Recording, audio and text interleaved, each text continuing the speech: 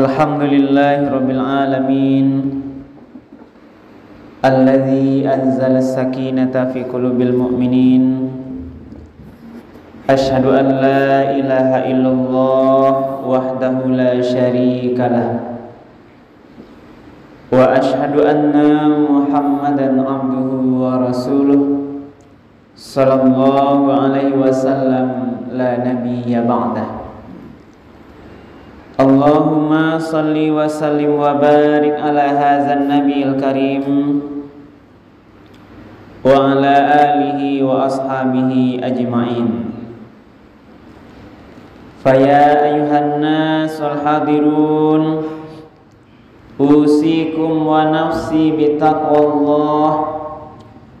Ittaqullaha haqqa tuqatih wa la tamutunna illa wa antum muslimun. Summa qala Allah ta'ala fil Qur'anil Karim, A'udzu billahi minasy syaithanir rajim. Bismillahirrahmanirrahim.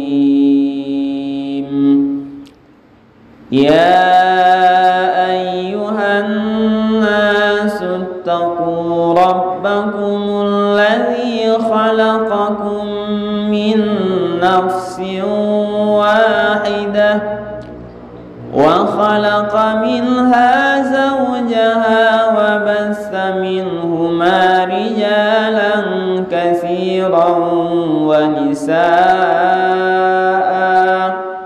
Wattaqullaha alladzi tasaaluna bihi wal arham. Innallaha kana 'alaikum raqiba.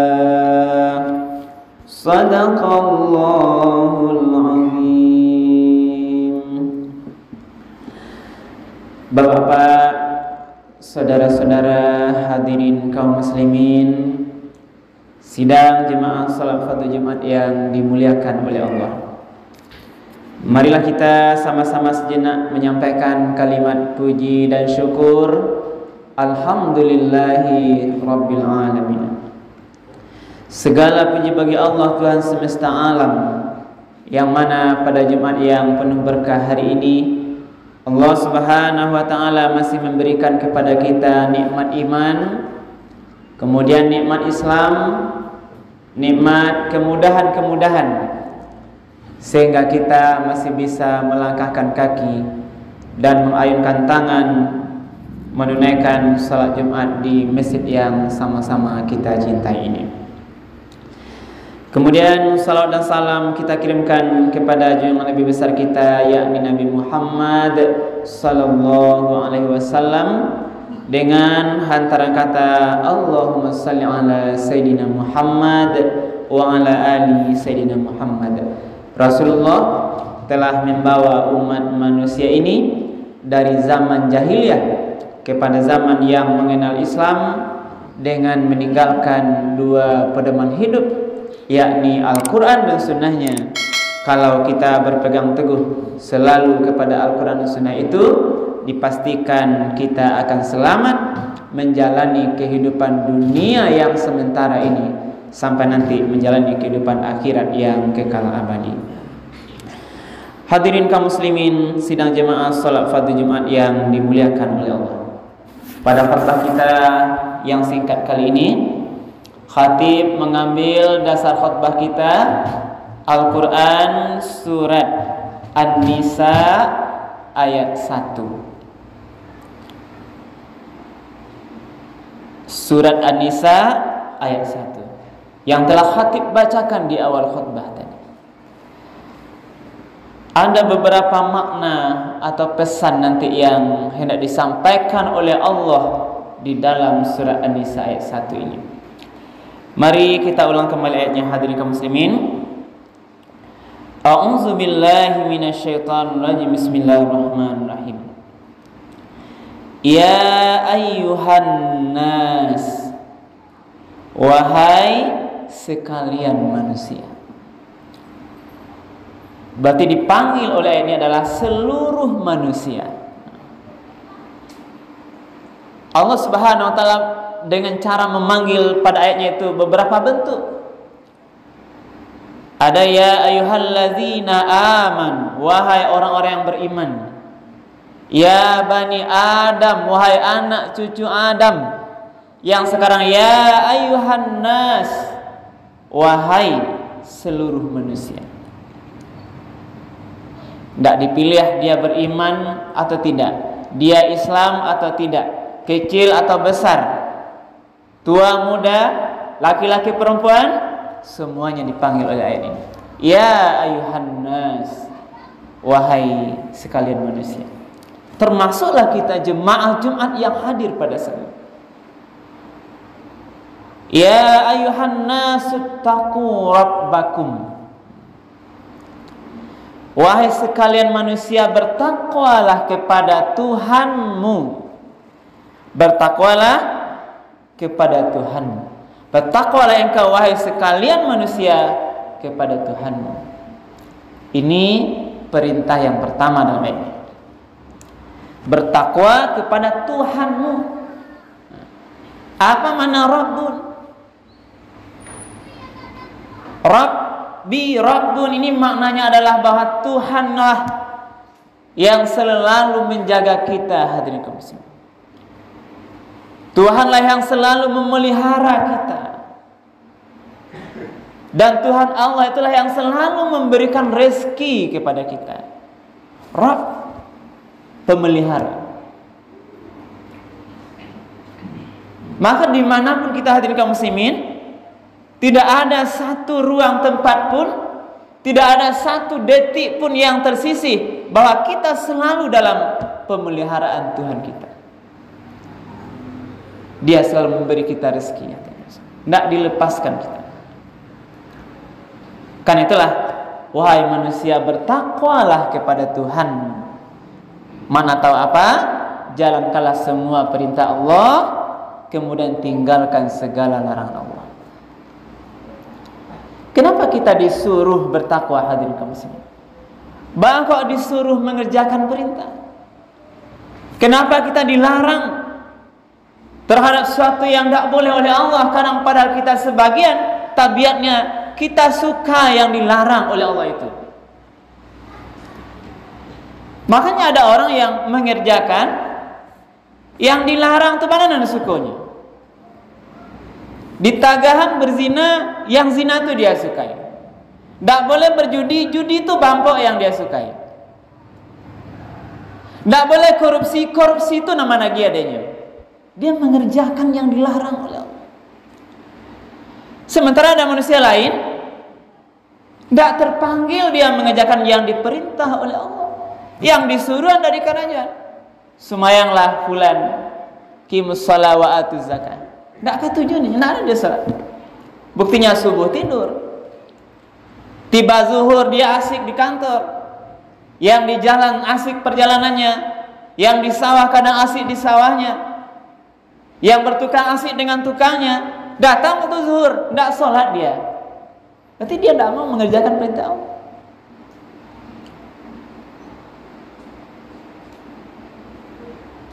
Asar tak ada dia salat.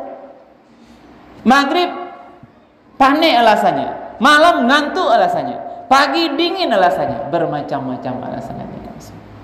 Inilah fakta yang terjadi.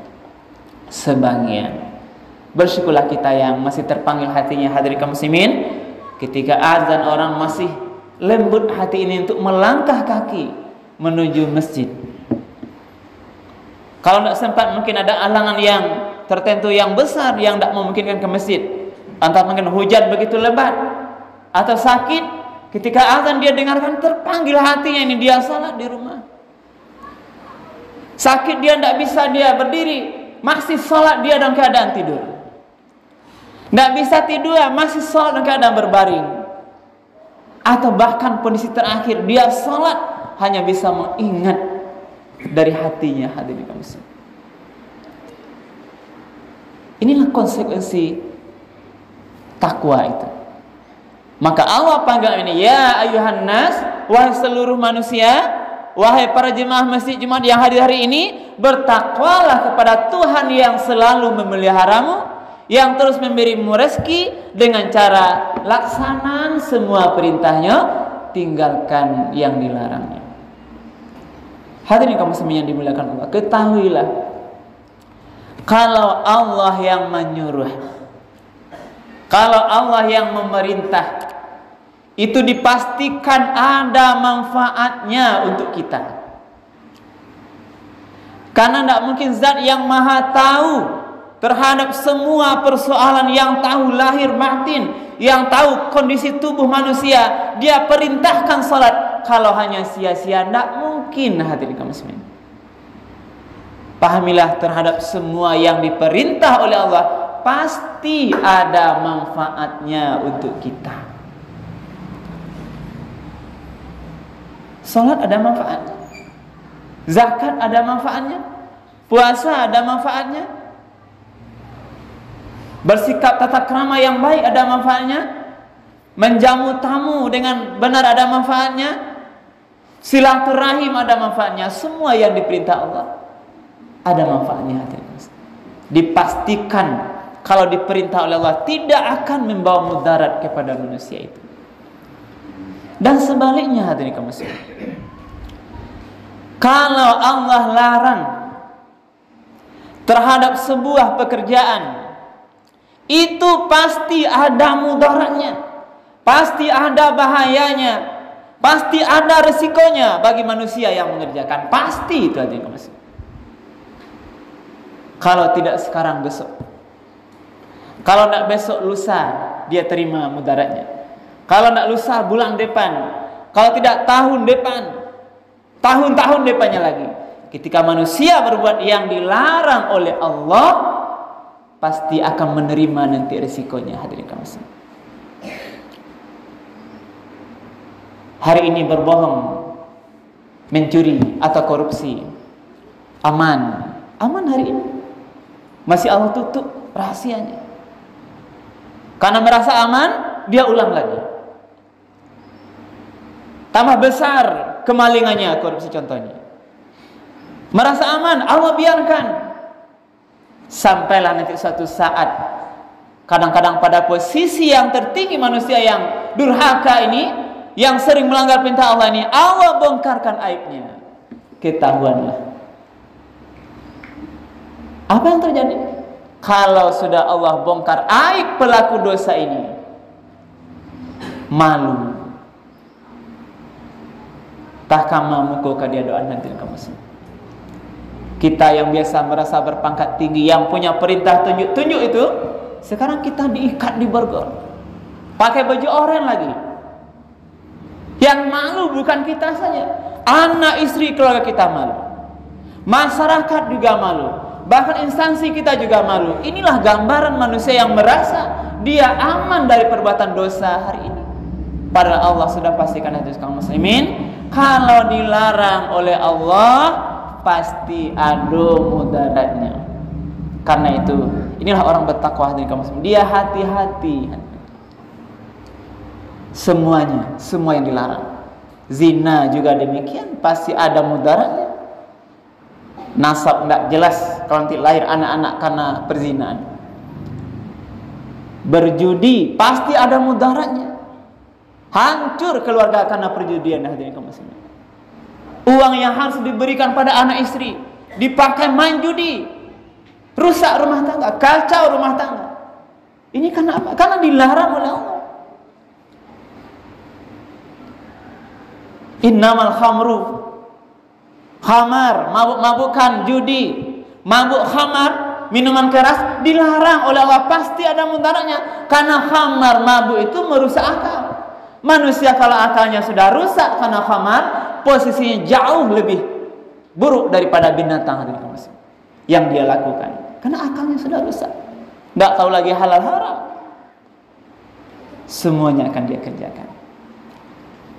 Dilarang berjudi, dilarang minuman keras dan sebagainya. Semua yang dilarang itu pasti ada mudaratnya. Hadirin kaum muslimin, karena itulah mari, ini panggilan Allah yang pertama, ya ayuhan nas wahai manusia, bertakwalah kepada Allah, kepada Tuhanmu, dengan cara laksanakan semua perintahnya, jauhkan semua larangan.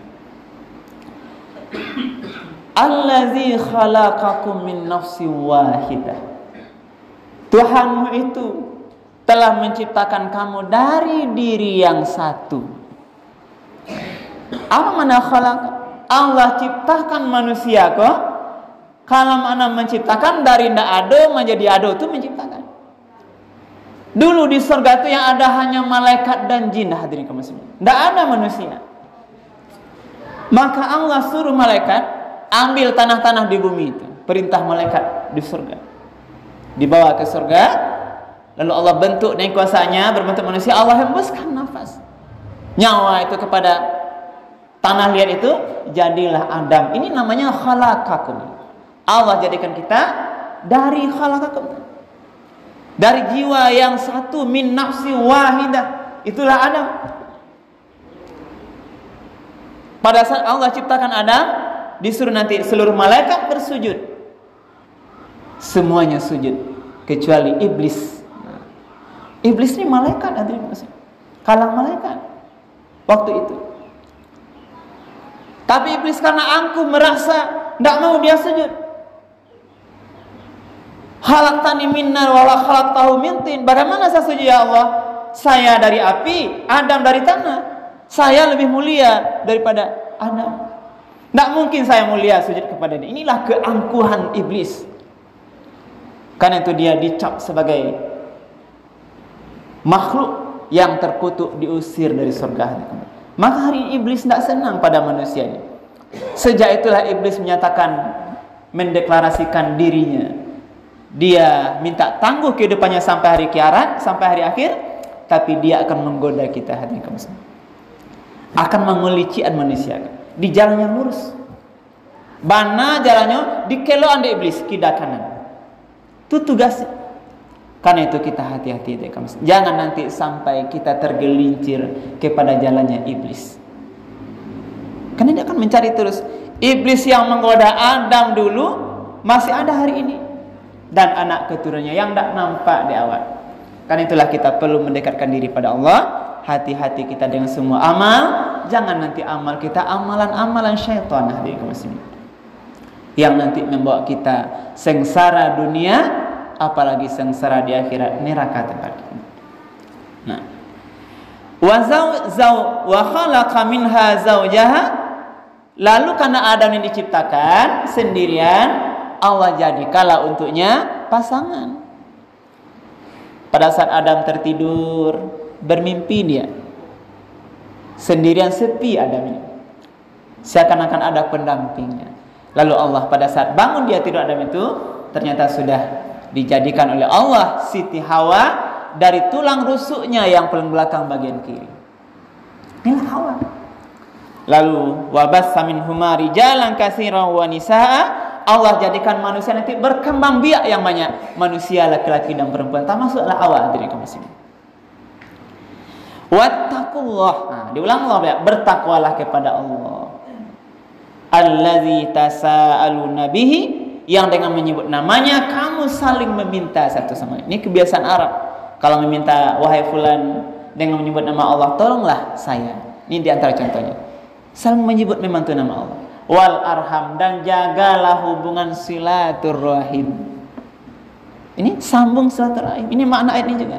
Karena kita banyak dari semuanya Nabi Adam awalnya sama keturunannya, Allah sampaikan di sini orang bertakwa orang yang selalu menjaga silaturahim, tidak dia putus, baik dengan saudaranya, dengan ayah ibunya, dengan anak-anaknya, dengan cucunya, dengan paman, kakek, om, tantenya. Ini silaturahim dia jaga, tidak dia putus. Ini kaum muslimin. Lalu Allah tutup ayatnya, innallaha kana alaikum raqiba. Sesungguhnya Allah terhadap kamu semuanya selalu mengawasi. Jadi Allah awasi ya, secara zahir batin semua diawasi. Dimanapun kita, di masjid diawasi, di rumah diawasi, di ladang, di tempat semuanya Allah selalu awasi kita. Bahkan Allah bisa mengawasi hati kita yang tidak nampak, terniat baru di hati berbuat jahat, Allah mengawasi, akan dia catat hati kamu semua. Karena itulah mari kita selalu mendekatkan diri pada Allah. menjadi hamba Allah yang betul-betul bertakwa kepadanya sampai akhir hayat kita. Mudah-mudahan pada saat kematian datang menyebut kita, kita mati atau kembali kepada Allah dalam keadaan husnul khatimah. Amin ya rabbal alamin.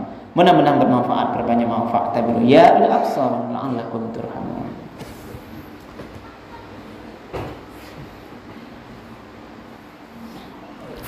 Alhamdulillahirabbil alamin alladzi hadana li hadza wa ma kunna linahtadiya laula an Allah. Asyhadu an la ilaha illallah wahdahu la syarikalah wa asyhadu anna Muhammadan abduhu wa rasuluh sallallahu alaihi wasallam la nabiyya ba'da. Allahumma salli wa sallim wa barik ala hadzal nabiyil karim wa ala alihi wa ashabihi ajmain. Faya ayuhan nasul hadirun usikum wa nafsi bitaqwallah ittaqullaha haqqa tuqatih wa la tamutunna illa wa antum muslimun. Faqala Allah ta'ala fil Qur'anil Karim a'udzu billahi minasyaitonir rajim. Bismillahirrahmanirrahim. Wal 'asr innal insana lafi khusr illa alladzina amanu wa 'amilus shalihat wa tawasaw bil haqq wa tawasaw bis sabr. Demi waktu yang terus berjalan dan berputar dan dia tidak akan kembali lagi. Sesungguhnya manusia-manusia itu benar-benar berada dalam kerugian.